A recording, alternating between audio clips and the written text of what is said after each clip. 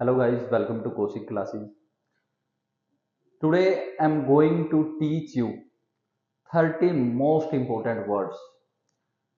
If you use these words in your daily life, you can be speak fluently. Okay, so let's start. Start from word meaning first. The first word is blunt. B-L-U-N-T. Blunt. Blunt means मुंहफट. मुंहफट मतलब जो तपाक से कोई बात बोल देता है किसी के सामने, मतलब वो ये नहीं सोचता कि भाई उसको अच्छा लगेगा या बुरा लगेगा. ओके, तो व्हाट वी से ब्लंट, उस पर्सन को हम क्या कहेंगे? ब्लंट. सेकंड आता है स्टबन. स्टब बोर्न नहीं बोलते इसको, स्टबन बोलते हैं. स्टबन मीन्स जिद्दी, जो अपनी हट का या जिद का पक्का होता है. क्लियर? आजकल ये बहुत हो रही है ये चीजें. स्टबन मीन्स लोग बहुत ज्यादा जिद्दी होते जा रहे हैं. हर कोई सोचता है कि भी मेरी ही बात मानी जाए, मुझे ही सुना जाए. ओके, तो ऐसे पर्सन को हम क्या बोलेंगे? स्टबन. नेक्स्ट है टाकेटिव.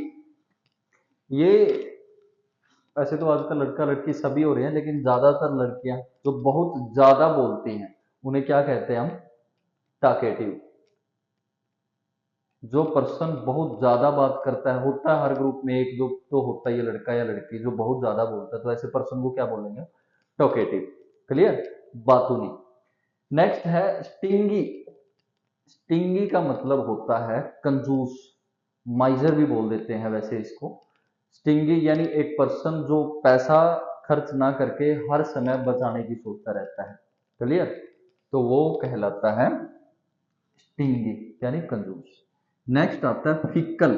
फिक्कल मीन्स चंचल. चंचल यानी क्या होता है? जो चंचल स्वभाव बोल देते हैं, जैसे हम ही और she has a fickle behaviour. Okay, जो हर टाइम क्या होता है? बच्चों वाला व्यवहार, मतलब मैच्योरिटी नहीं शो करता वो. क्लियर? तो उस ऐसे पर्सन को क्या बोलेंगे हम? फिक्कल है, यानी उसका बिहेवियर क्या है? फिक्कल, चंचल. फिर आता है पिकी. नखरेबाज. होते हैं ना आजकल, बच्चों में ज्यादा होती है ये चीज. नखरेबाज बच्चे, छोटे छोटे बच्चे, मतलब किसी चीज को खाने को लेकर, नहीं मैंने ये नहीं खाना है, ये अच्छा लगता है या बुरा लगता है. बहुत से होते हैं वैसे ऐसे पर्सन जो किसी न किसी चीज में कमियां निकालते रहते हैं, नखरे करते रहते हैं उस चीज में, तो उन्हें क्या बोलेंगे हम? पिकी यानी नखरेबाज. डन. नेक्स्ट आता है पैशन. पैशन मतलब जुनून, यानी किसी काम को करने का जो जुनून होता है, जज्बा होता है. वो कह देते हैं ना, आई एम पैशनेट, मैं पैशनेट हूँ किसी भी चीज को लेके. मैं डांस के लिए पैशनेट हूँ, मैं स्टडी के लिए पैशनेट हूँ, मुझे फॉरेन जाने के लिए पैशनेट. तो each and every person have a different गोल. ठीक है, हर पर्सन का अपना अपना गोल होता है लाइफ में. तो हर पर्सन अपने उस गोल के लिए क्या होता है? पैशनेट होता है. ओके. नेक्स्ट आता है डिजायर. डिजायर यानी तमन्ना. विल भी बोल देते हैं, विश भी बोल देते हैं इसको. जो इच्छा होती है हमारी. क्लियर? तो अगर किसी को उसकी इच्छा, तो वो बोलेंगे हम डिजायर. नेक्स्ट आता है रॉयल. रॉयल मीन शाही. जो बोल देते हैं ना, ये तो एक रॉयल फैमिली से बिलोंग करता है, जो अच्छे खासे, जैसे राजाओं की फैमिली थी, काफी रेपुटेटेड क्लासिक फैमिली होती है, जो उन्हें बोल देते हैं रॉयल. ओके, शाही लोग. फिर आते हैं नर्वस. नर्वस यानी घबराना. कई बार क्या होता है, बहुत सी ऐसी सिचुएशन हो जाती है जिसमें हम पैनिक हो जाते हैं, घबरा जाते हैं, नर्वस हो जाते हैं. मान लो एक बच्चा गया, और अगर हम स्कूल की बात करते हैं, स्कूल में अगर आप किसी बच्चे को सुबह सुबह स्टेज पर खड़ा कर देते हो और वहां बोलते हो कि आपने कोई भी 2 लाइन 3 लाइन कुछ भी ऐसा बोल के सुनाना है ना असेंबली के दौरान, तो उसमें क्या होगा? बच्चों की टांगे कांपनी स्टार्ट हो जाती है, और वो क्या हो जाता है? वो नर्वस हो जाता है उस सिचुएशन पे. क्लियर? और हम भी हो जाते हैं. बहुत सी ऐसी सिचुएशन आती है, कई बार सामने वाला पता नहीं क्या क्वेश्चन पूछ ले और हम नहीं बता पाए उसमें. कोई एग्जाम ऐसा आ जाता है जिसमें हम, वो क्वेश्चन हमें नहीं आ रहे हैं, तो उस कंडीशन में वो नर्वस हो जाना, घबरा जाते हैं. क्लियर? तो वो क्या होता है? नर्वस. नेक्स्ट आता है आइसोलेशन. आइसोलेशन यानी अलग करना. ये वर्ड काफी पॉपुलर है लास्ट 2-3 ईयर्स अगो. आपको याद होगा कोरोना का टाइम. उस टाइम क्या होता था, अगर कोई भी पर्सन कोरोना से जूझ रहा होता है, तो उसको क्या करते थे? Separate room, separate bed provide कर देते थे उसको. यानी उस टाइम एक वर्ड, यही वर्ड यूज होता था, आइसोलेट करना. मीन्स इसको अलग रखो हर किसी पर्सन से. कि ताकि ये चीज इसको मतलब ये किसी दूसरे पर्सन को ना हो वो बीमारी। तो आइसोलेशन का मतलब होता है अलग करना। ओके, फिर आता है बिट्रेयर, धोखेबाज। ये ये तो आज हर हर मोड़ पे मिल जाते हैं हमें, है ना, बिट्रेयर। आजकल जो ट्रस्ट वर्दी पर्सन है ना, बड़ी मुश्किल से मिलते हैं अपनी लाइफ में। अगर दोस्तों आपके पास भी कोई ऐसा पर्सन है ना, चाहे आपका फ्रेंड हो, चाहे आपका मेंटोर हो, ट्यूटर हो, कोई भी, तो आपको हर टाइम पर एक सही गाइडेंस प्रोवाइड करता है, क्लियर, और जिसको आपको ये लगता है कि भाई हाँ ये बंदा ट्रस्ट वर्दी है, तो ट्रस्टी पर्सन है, तो आप उसके ऊपर ट्रस्ट बनाए रखना और कोशिश करना आप भी उसको कभी चीट ना करो। ऐसे लोग आज के समय में बड़ी मुश्किल से मिलते हैं। तो बिट्रेयर मीन्स धोखेबाज, चीटर भी कह सकते हैं। इंटरप्ट, इंटरप्ट का मतलब होता है टोकना, यानी जैसे हम ये एक वर्ड यूज करते हैं, मान लो एक टीचर हमें कुछ सुना रहा है, बच्चा बोलता है आगे से, sorry to interrupt you sir, मतलब आपको रोकने के लिए, टोकने के लिए माफी चाहता हूँ, but I have a question, मेरे पास एक क्वेश्चन है, please give me answer of that question. उस क्वेश्चन का आंसर जो भी बच्चा पूछता है, यानी किसी को अगर हमें बीच में रोकना है, कोई बात कर रहा है, उसको वहीं पे रोकने के लिए क्या बोलेंगे, इंटरप्ट करना, टोकना या रोकना। ओके, नेक्स्ट आता है फ्रस्ट्रेशन, हताश। फ्रस्ट्रेशन यानी अपना गुस्सा निकालना किसी के ऊपर। हम देखते हैं ना आजकल लोगों के अंदर पेशेंस बहुत कम है, तो पेशेंस, सब्र कम होने की वजह से वो बड़ी जल्दी एंग्री हो जाते हैं, बहुत जल्दी। अच्छा, वैसे तो ये एक रीजन भी होता है, if a person mature, if a person unmature. अगर एक पर्सन मैच्योर होता है unmature, there is a main difference between them, और वो क्या होता है, जो अनमेच्योर पर्सन है ना, वो फ्रस्ट्रेट बड़ी जल्दी हो जाता है, बड़ी जल्दी मतलब गुस्सा आने लग जाता है उसको किसी भी बात को लेके।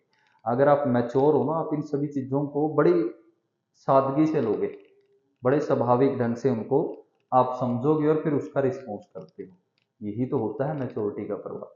ओके, नेक्स्ट आता है बैक बाइटिंग, चुगली करना।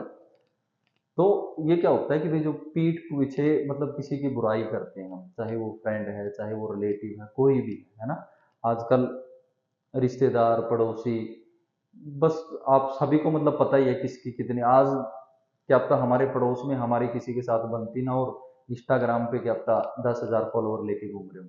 तो वो मेन कारण ये भी होता है बैक बाइटिंग का, कई बार हम ना चाहते हुए भी एक दूसरे की चुगली करना स्टार्ट कर देते हैं। और आजकल ना लोगों ने एक ये भी ट्रेंड बना दिया, कई बार एक पर्सन है जो हमारे आस पड़ोस से, हमारे रिलेटिव से, वो आज एक अच्छे मुकाम पे जा रहा है और हमें लगता है कि भाई हम उसकी बराबरी नहीं कर सकते, तो उस केस में भी बहुत से पर्सन क्या करते हैं, उसकी बैक बाइटिंग स्टार्ट कर देते हैं, उसकी चुगलियां स्टार्ट कर देते हैं।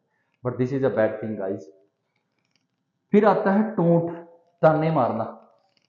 हाँ, होता है ना यार, ये तो हर एक बात पे मुझे ताने मारते हैं। कई बार हम घर में भी देखते हैं, नहीं, एक मान लो घर का बच्चा है, कोई पेरेंट्स है, चाचे ताए हैं, कोई भी है ना, वो उसको बार बार बोलते रहते हैं, नहीं ये तेरे बस का नहीं है, नहीं ये तेरे से नहीं हो सकता, तू नहीं ये कर सकता, यानी उसको हर बात पे क्या करते हैं, वो टोंट मारते हैं, ताने मारना। ये भी अच्छी बात नहीं होती है। फिर आता है साइकोपैथ। साइकोपैथ का मतलब होता है चापलूस, चापलूसी करना, यानी चमचागिरी बोल देते हैं हम, हर एक बात में उसके पीछे पीछे। अब जैसे कई बार क्या होता है, बॉस है ना, वो उसने अगर जो बोल दिया बस वो मान लिया उसका कि भाई हाँ यही है, वो उसकी चापलूसी कर रहा है। And there are many reason behind this. चापलूसी, साइकोपैथ करने के बहुत से कारण होते हैं, कोई अपनी ग्रोथ के लिए करता है, कोई ये होता है कि भाई मैं चापलूसी करके और शायद मुझे मैं इस काम से भी बच जाऊं, तो बहुत से रीजन होते हैं इसमें। एरोगेंस, अहंकार, ये सबसे बुरी चीज होती है भाई आज के टाइम में तो खासकर। वैसे तो अहंकारी, अब हम एक रावण के बारे में आप लोगों ने सुना हो, तो उनके लिए ना ये वर्ड ज्यादातर यूज होता था किसी टाइम में, कि भाई उन्हें अपनी बल बुद्धि उस चीज का अहंकार था, और शायद उसी अहंकार की वजह से वो मारे भी गए। आप शायद मेरे से बेहतर जानते हो गाइस। तो एरोगेंस का मीनिंग होता है अहंकार। हम्बल, ये बड़ा अच्छा वर्ड है, हम्बल यानी विनम्र, यानी किसी से बड़े स्वाभाविक ढंग से, बड़े आराम से, प्यार से पेश आना। हम्बल नेचर कैसा उसका, हम्बल। फिर आता है टीनेंट। टीनेंट का मतलब होता है किराएदार, ठीक है, वो जैसे हमें कोई अपनी बिल्डिंग का किराए पे देनी है तो वहां टीनेंट आते हैं, किराएदार आते हैं। तो ये 20 हो गए। Now move to the 20। So next word is intention means इरादा। हम कई बार पूछते हैं ना कि भाई तुम्हारा इरादा क्या है, तुम किस पर्पज से यहाँ से आए हो, क्लियर। तो इरादा या हम पर्पज भी यूज करते हैं यहाँ पर, उद्देश्य क्या है तुम्हारा यहाँ आने का, क्लियर। नेक्स्ट आता है प्रिहेप्स, शायद, या ये हम ये वर्ड यूज करते हैं मे, क्लियर, कि शायद ऐसा हो सकता है। ग्रूम, दुल्हा, ये तो इससे तो बड़े अच्छे से वाकिफ होंगे आप लोग। ब्राइड, दुल्हन। अभी winter season, yes winter is around the corner, लगभग स्टार्ट होने ही वाले हैं, नवंबर आ गया। ओके, तो अब शादी यहाँ बहुत होनी है, तो वहां पर आप यूज कर सकते हो ग्रूम और ब्राइड, दुल्हा और दुल्हन। फॉरगिव, माफ करना, ये शायद सभी के बस की बात नहीं होती आजकल। देखो इंसान एक गलतियों का पुतला है, गलतियां होती ही हैं उससे। तो फॉरगिव यानी माफी करना एक बहुत ही बड़ा कार्य होता है।